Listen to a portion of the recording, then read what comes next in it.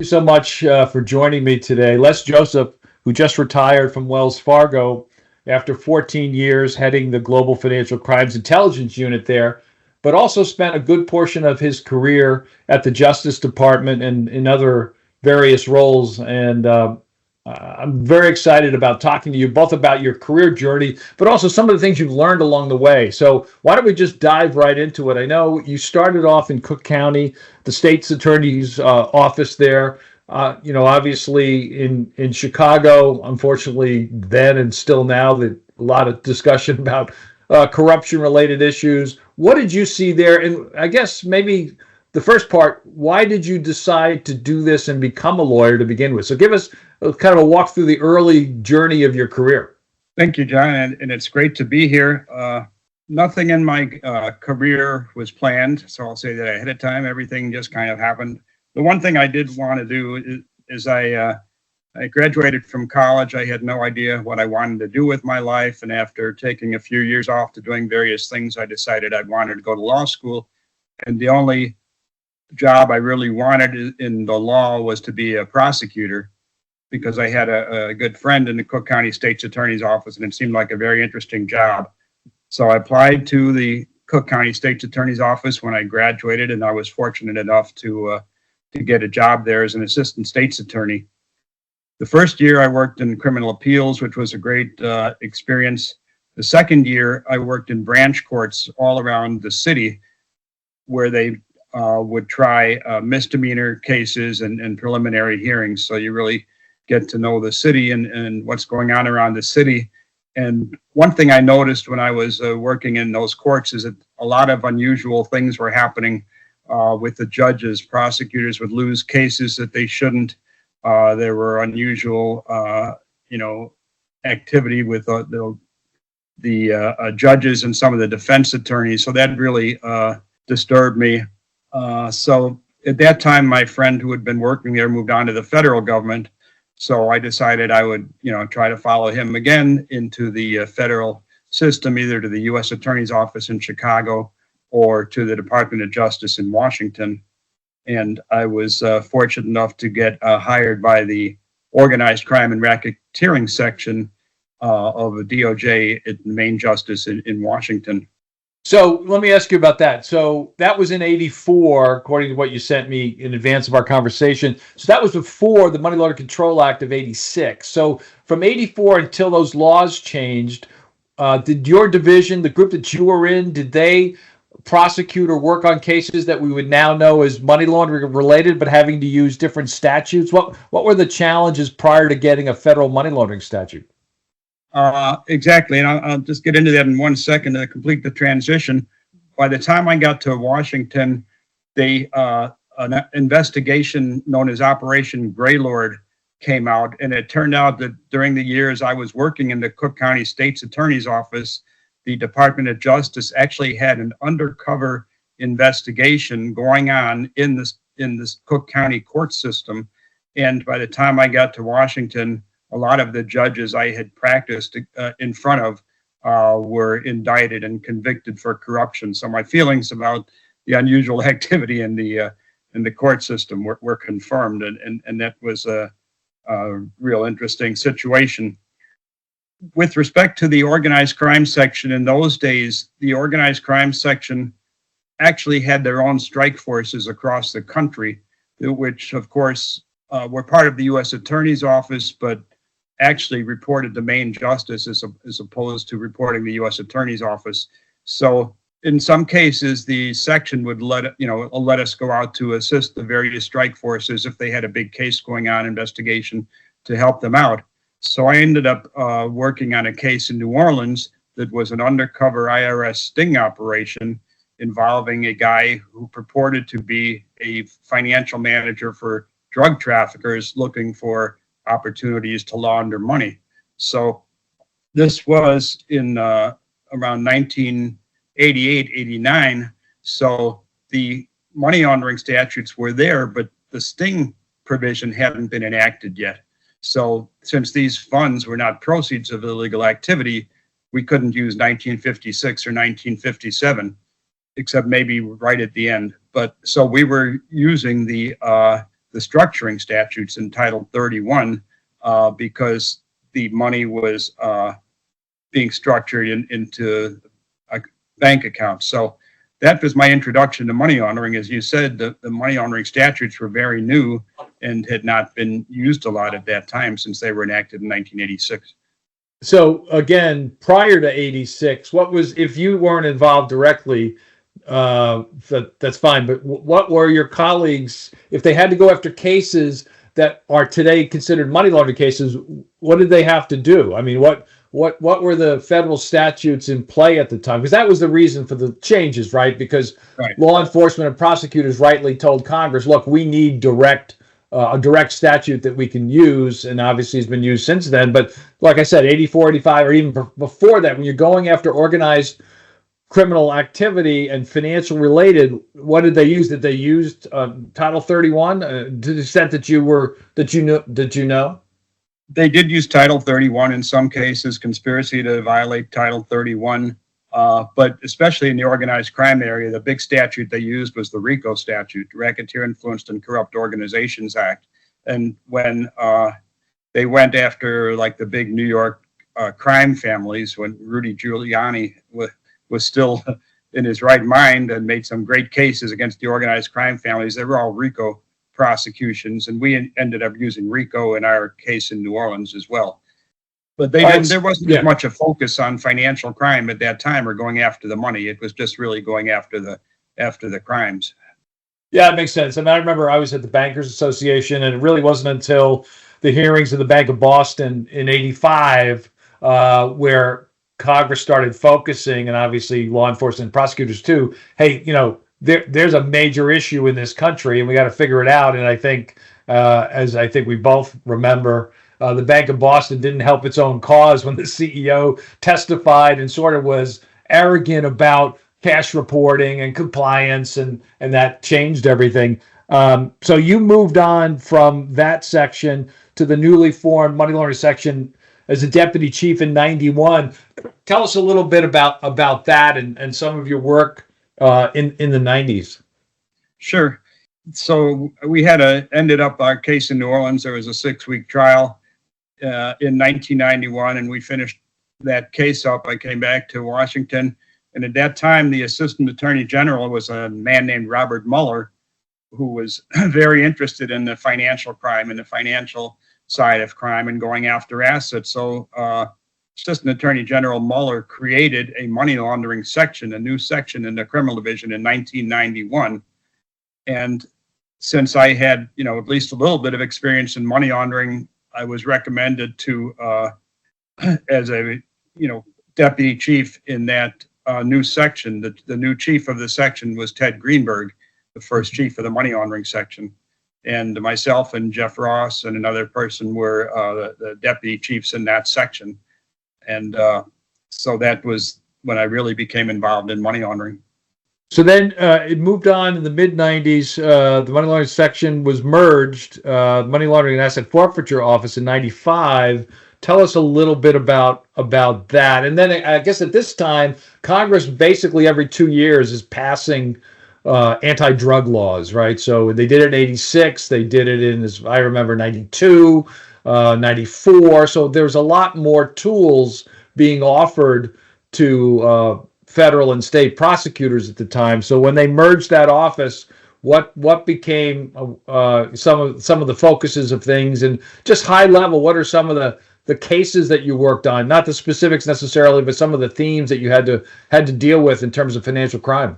Well, the forming of the money laundering and asset forfeiture section was a great move, not only logically because it brought together the money laundering statutes and the use of forfeiture for money laundering, but also it brought together some great minds in the money laundering and forfeiture sector, including Steph Casella and Harry Harbin and others. So we all, Steph obviously knows money laundering very well, but certainly, is an expert in forfeiture. So we all together focused on the financial side of crime to try to ensure that money laundering and forfeiture were part of really every significant criminal case. So they were used obviously a lot in drug trafficking, trying to forfeit assets, And then they also branched out into other cases, and including, using a RICO statute against people like Noriega and the big drug traffickers. And so we really did a lot of training, a lot of pushing to make sure that the prosecutors in the field went after the financial side of the crime, whatever they were investigating, drugs, corruption, fraud, to push using asset forfeiture and money laundering. And prosecutors in the field grew to really like the money laundering statutes, because at that time the sentencing guidelines for money laundering were very high. So if you had a fraud case, the guidelines might be low, but if you charged a money laundering offense at the same time, you might get double the sentence. So the prosecutors grew to love those statutes, and of course taking away the money from the criminals.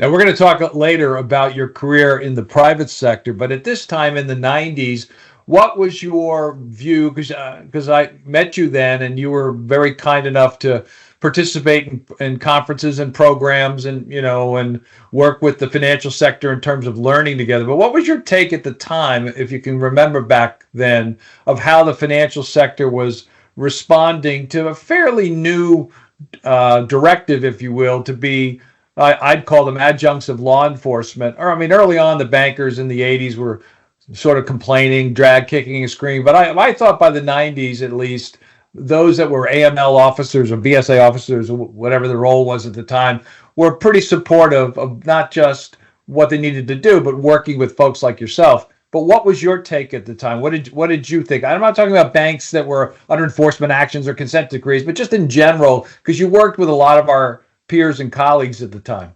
Right. I think the real game changer was on April 1st, 1996, when banks had to start filing suspicious activity reports.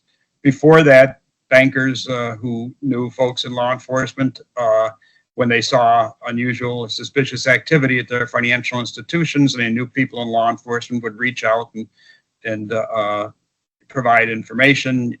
And, you could use the old CTR form and mark the suspicious box if you wanted to, but it wasn't ingrained into their programs. But in 1996, with the suspicious activity reporting requirement, it had really changed things. And now it imposed upon the banks a requirement to file reports, and gave them a framework to do so. And of course, then created the possibility of they didn't properly file your suspicious activity reports. So that really moved the game ahead in developing cooperation between the banks and the law enforcement. So toward the late 90s, as we both remember, our colleague Rick Small was at the Federal Reserve, and he took the lead in crafting what was then the Know Your Customer proposal, which received a lot of pushback after it had been out and was eventually withdrawn. That was in 1999. So at the time, at least, I remember thinking that the money laundering prevention world was going to change a bit. The focus would not continue to be as robust as it had been in the 90s. But then, of course, came 9/11. Tell us a bit about how that changed things. Also, if you can go back and recall where you were then. I know you were at Justice, but just some of the things that maybe folks don't appreciate about the reaction that the government had to have regarding 9/11. Well, 9/11, aside from all the terrible things that happened, one thing it really helped to, it obviously, a horrible event like that made the community, every community, including the financial community, wanted to do whatever they could to contribute to law enforcement and fighting terrorism. And so people really wanted to step up and help out where they could, which was not a different attitude, but just upgrade in what they were doing before. In addition to that, thanks to people like Dennis Lormel, people who had always been pushing the financial side of crime realized that the terrorism financing and looking at the financial side of terrorism could really help investigations into terrorist organizations. So now you had people who wanted to help, including bankers. You had people realize, the FBI and Homeland Security, realizing the importance of financial data in fighting terrorism and other kinds of crime. And so again, it really marked kind of a turning point in the importance of using financial information, financial data, bank information in fighting terrorism and other kinds of crimes as well. So throughout the first decade of the 2000s, you're still there at Justice. Obviously, things continue to focus on prosecutions, investigations. There was the Riggs Bank case in 2004.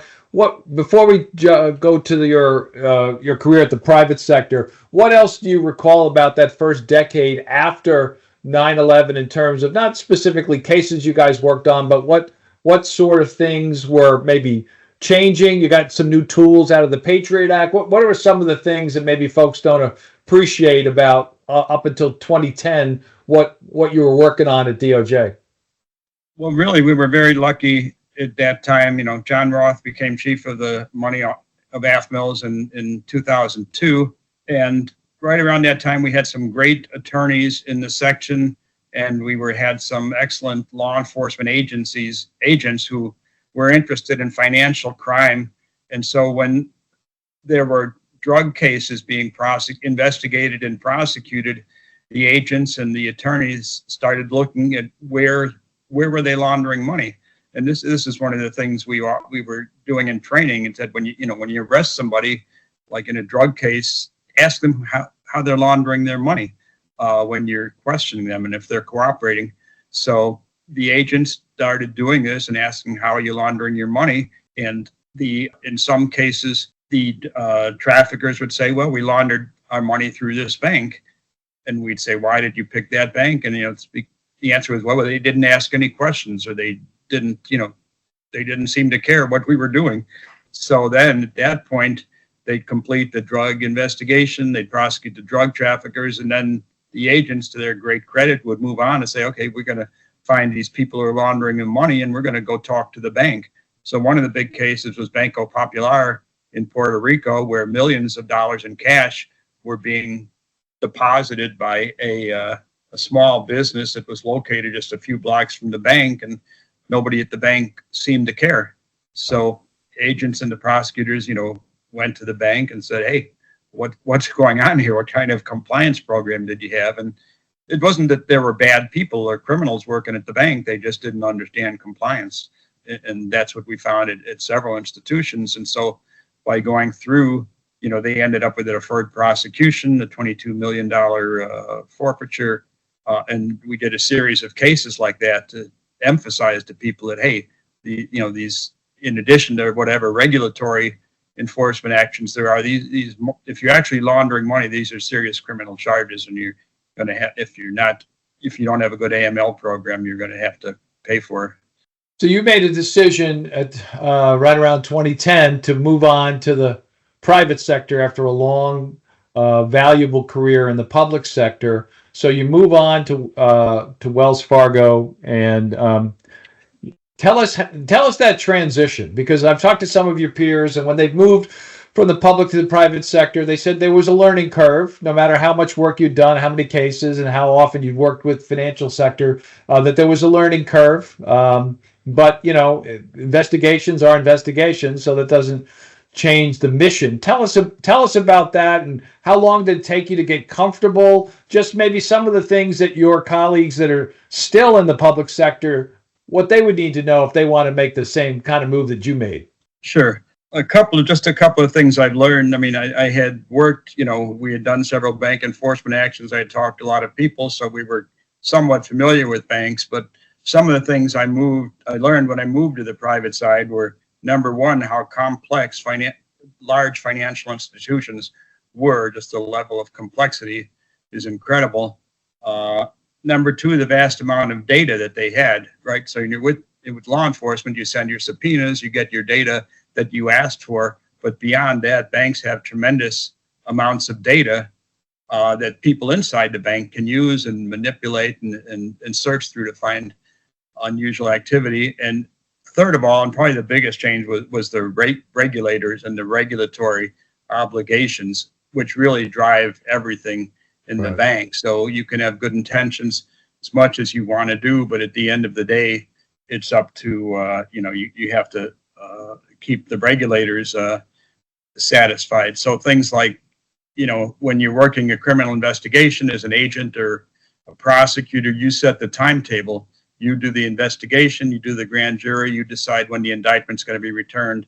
When you're working at a bank, you're on timelines. So when you become aware of unusual activity, then you have a certain amount of time to conduct investigation. Once you determine the activity is suspicious, you have 30 days to file a SAR. And no matter what kind of volumes you're facing, no matter what kind of personnel shortages you're facing, you've got to meet those timelines. So it really took me a while to get used to that. Hey, you can't, you've got to get this done. You've got to move this along and keep up with the regulatory requirements. So the regulatory obligations really drive everything when you're working in a bank.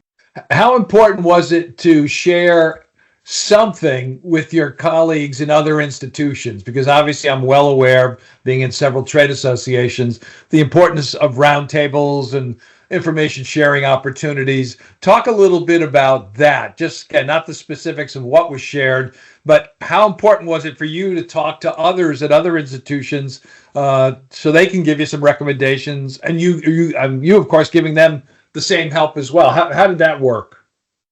Yeah, right around that time, there were, some of my people that I'd worked with in the government were making the same transition I was to the private sector. So it was really helpful to compare notes with them on what they're seeing, what they're doing, how they're handling things, and sharing, information about what we're seeing. Obviously not case information, but trend information. Or if we wanted to use 314B, we could share case information as well. So knowing people at other banks and other institutions was tremendously useful in going through that period, and is very important part of it, of an AML program, is just making sure you're understanding what you're seeing and sharing information with others and having them share information back with you. Because especially over the last several years, I mean, these criminal organizations are so well organized that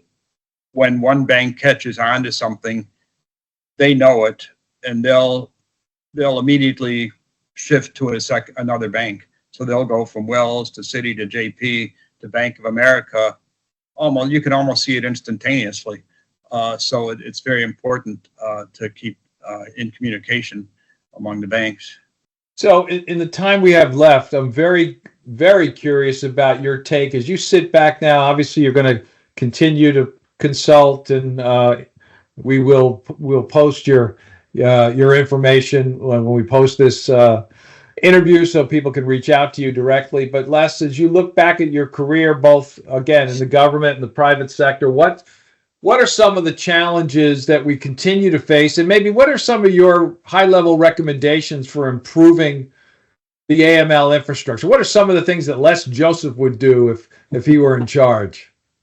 Yeah, I think after all these years, we still don't have the right kind of coordination in the government and among the government and the private sector. So, Treasury Department, to its credit, has put out strategies and risk assessments, but at this point they're just kind of documents and they don't drive much. And I'd love to see, they did establish the AML priorities, which I don't think have been very helpful either, but I'd really love to see more direction from the government and more information from the government on what we're seeing, what we're doing, how we should work on it together.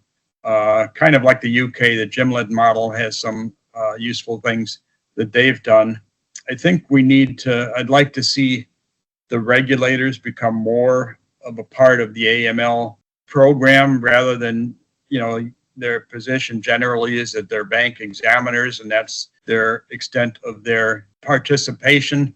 I'd like to see them more part of the partnership on working together. And I know, they have to maintain their distance because they're examining banks. But also our ultimate goal of all of us is to address money laundering and terrorist financing and make our country and our banking system stronger. So I'd like to see them participate in a kind of a different manner. I think the fraud area is a one that just cries out for more leadership now. I mean, the financial, you read it every day in the papers, how people are being taken advantage of by scams and frauds. And again, there's no single leadership point in the U.S. government, and nor at most banks either, on exactly how to coordinate and lead the fraud efforts. So I'd like to see more leadership in those areas. And just one final point, I think in the last 2 years or so that has really kind of changed the landscape is sanctions evasion, and mostly in connection with Russia's attack on Ukraine, and the sanctions have been stepped up. And sanctions evasion is a really important area, but it's an area you could basically spend unlimited time on, because you're not looking for, like single transactions. You have to understand the whole landscape and then look for shifting patterns of transactions. So it's a really difficult area. Banks, of course, want to contribute, but yet they're spending, in my view, an inordinate amount of time looking for sanctions evasion. That's not, really, I mean, banks complained about fighting crime is not within their mandate. I think sanctions evasion, while it's important to national security, is even further removed from what banks should be doing. And while it's great to contribute to national security, there's lots of other issues at banks that need to be addressed. So those are some of the things. I just think stronger leadership from the government on where we need to go and how we should get there would be really helpful. So there's just too many people involved. So there's all the different law enforcement agencies, the banking agencies. So if they had a point, what I would call a point of contact, or a leader that way. So it's not a political comment on leadership between administrations. It's more about how it's structured, right? Yeah, okay. Last question for you. A student comes up to you and says, I'm actively considering getting involved in the AML community, whether, again, private or public sector. You spent your career doing that. What would be your recommendation for that individual? How should they pursue it, and what are some of the opportunities? And are they still valid, good opportunities? Would you encourage them if they say that's what they want to do? I think it's a tremendously interesting and challenging area, and I would certainly recommend getting involved in it, because it can lead to many different opportunities. Those skills you learn in investigating financial crime, learning how the statutes work, working with law enforcement, learning how financial institutions work, are skills that will be useful in a lot of different areas, and lead to a lot of opportunities. So I think it's a great area to go in, and I encourage people to talk to experts. I know in your class they have an opportunity to meet a lot of people who lecture their class, learn about opportunities. And I would note that my younger son is involved in the AML area as well, and has had a great career so far. That's great. Yeah, and my oldest daughter is as well. So yeah, obviously we think a lot of it. Les, thank you so much for your time. As I said, we're going to link to information about, if you want some help on anything you're working on in the AML or related space, reach out to Les Joseph. He's more than happy. We don't want him to retire. We want to make sure we keep him a little bit busy. But again, thanks for all you've done, and really appreciate the time today. Thank you, John. I appreciate it. It's great talking with you.